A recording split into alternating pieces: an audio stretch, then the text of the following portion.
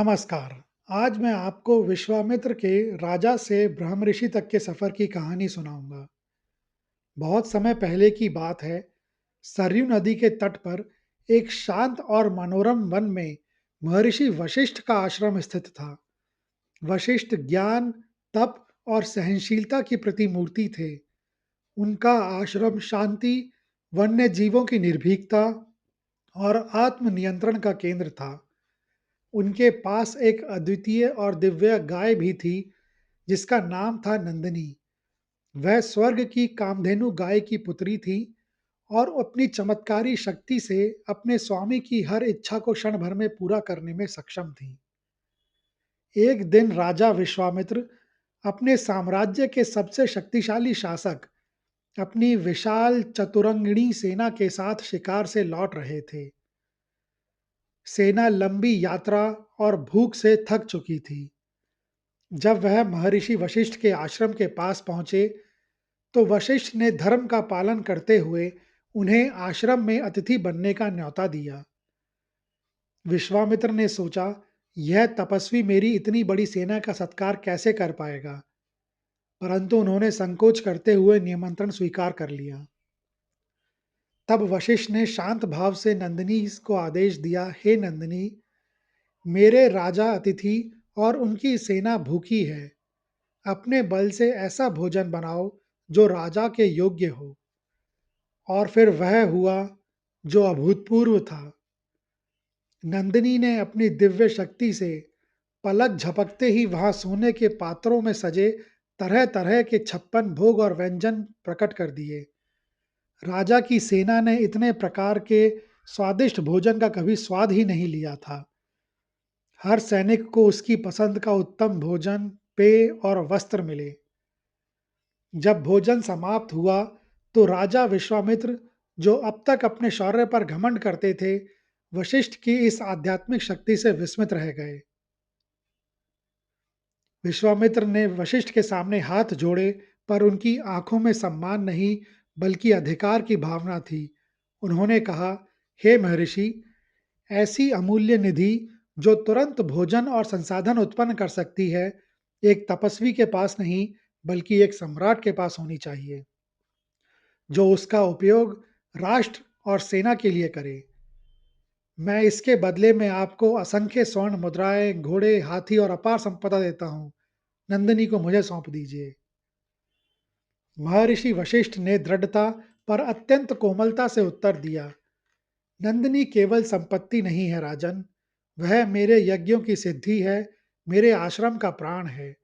वह प्रेम और तपस्या से प्राप्त हुई है और वह बिकाऊ नहीं है।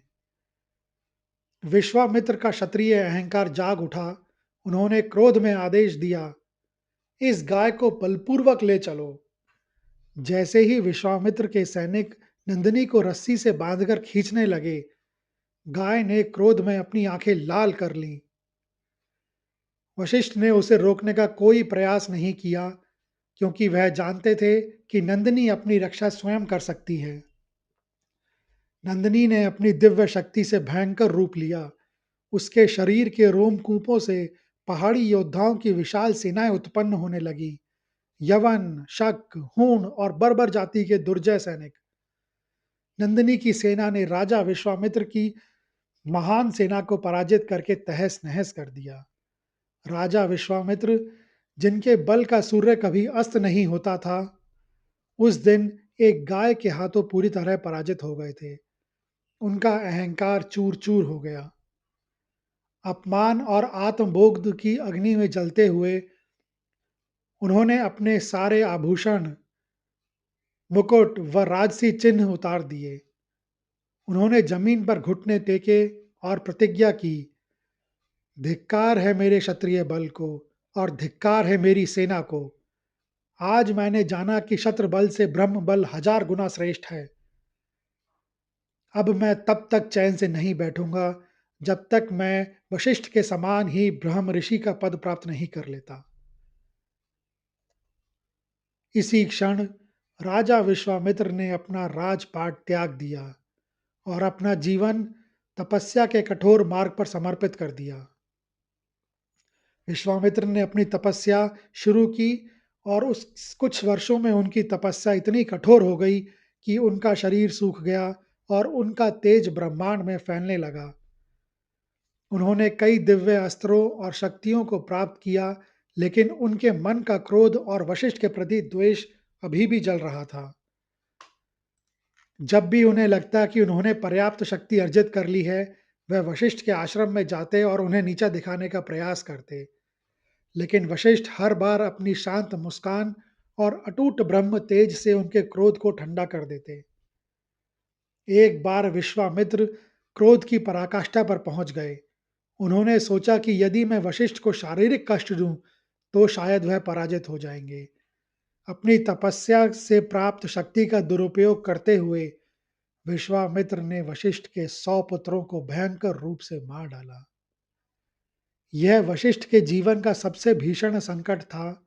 उन्होंने अपने पुत्रों को खो दिया, लेकिन फिर भी वशिष्ठ ने जो प्रतिक्रिया दी, वह अविश्वसनीय थी। उन्होंने पलटकर विश्वामित्र को श्राप तक नहीं दिया। वशिष्ठ जानते थे कि क्रोध का उत्तर क्रोध से देना उन्हें विश्वामित्र के स्तर पर ला देगा। उन्होंने केवल अपना दुख स्वीकार किया और कहा कि यह सब नियति का विधान है।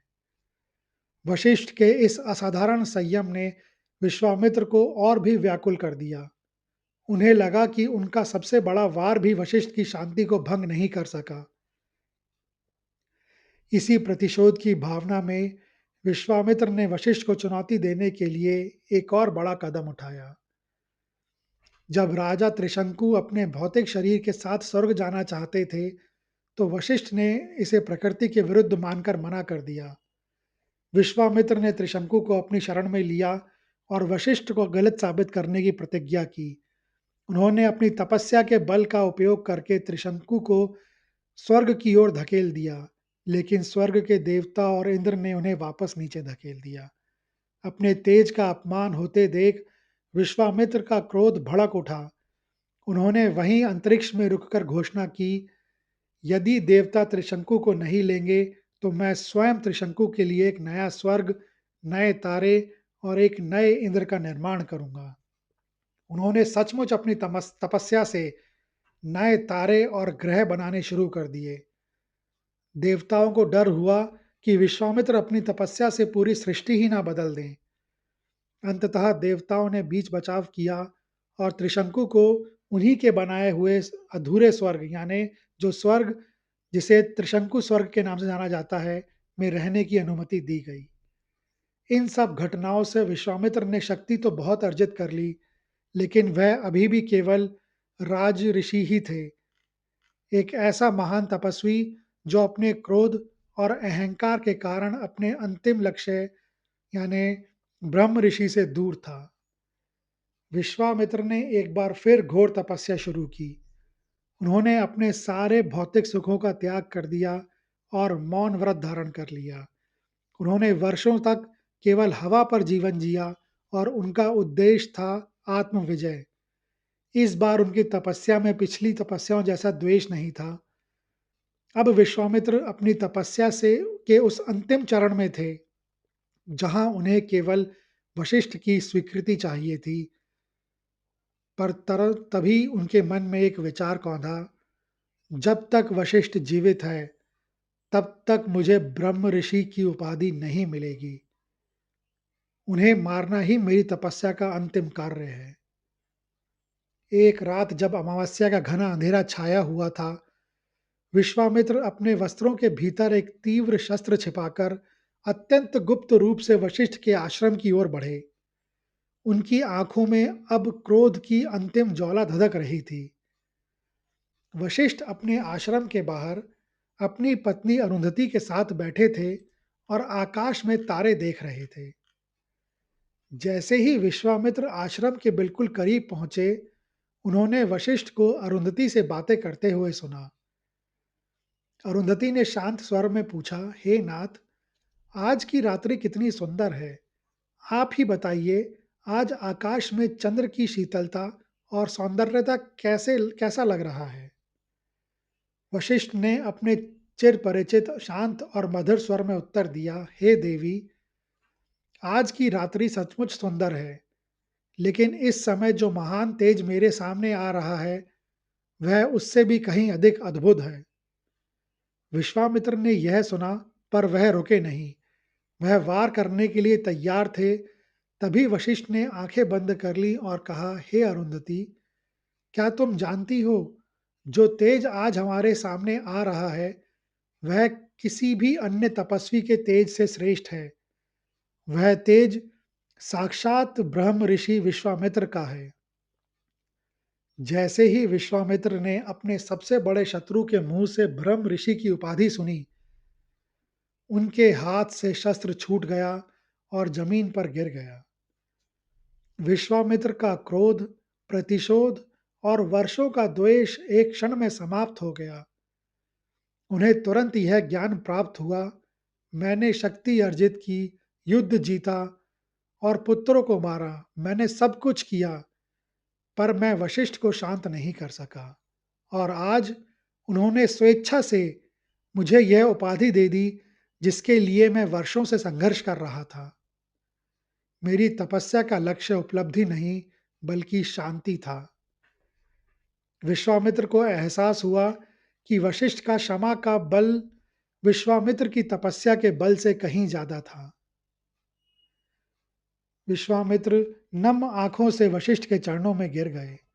विश्वामित्र ने कांपते हुए कहा, हे ब्रह्म ऋषि वशिष्ठ, मेरी मूढ़ता और मेरे द्वेष को क्षमा करें। आपने मुझे बिना लड़े ही जीत लिया। आज आपने मुझे केवल ब्रह्म ऋषि की उपाधि नहीं दी, बल्कि मुझे आत्मज्ञान भी दिया है। वशिष्ठ ने तुरंत विश्वामित्र को उठाया और दोनों महान ऋषियों ने एक दूसरे को प्रेम पूर्वक गले लगाया। वशिष्ठ ने मुस्कुराते हुए कहा, तुम्हारी तपस्या, तुम्हारा संकल्प अद्वितीय था। जिस दिन तुमने अपने क्रोध पर विजय पाई, उसी क्षण तुम सच्चे ब्रह्म ऋषि बन गए थे। अब द्वेष समाप्त हुआ मेरे भाई। इस प्रकार महर्षि विश्वामित्र को उनकी अंतिम विजय मिली, जो किसी प्रतिद्वंदी पर नहीं, बल्कि स्वयं के क्रोध और अहंकार पर विजय थी। यह कहानी हमें सिखाती है कि सच्चा ज्ञान और शक्ति द्वेष या क्रोध में नहीं, बल्कि क्षमा, विनम्रता और हृदय की पवित्रता में निवास करती है। यह कहानी सुनने के लिए धन्यवाद। अगर आपको यह कहानी अच्छी लगी हो, तो कृपया इस वीडियो को ज़्यादा से ज़्यादा लोगों के साथ शेयर करें, लाइक करें और चैनल को सब्सक्राइब करें। कमेंट्स बॉक्स में लिखें, जय श्री राम।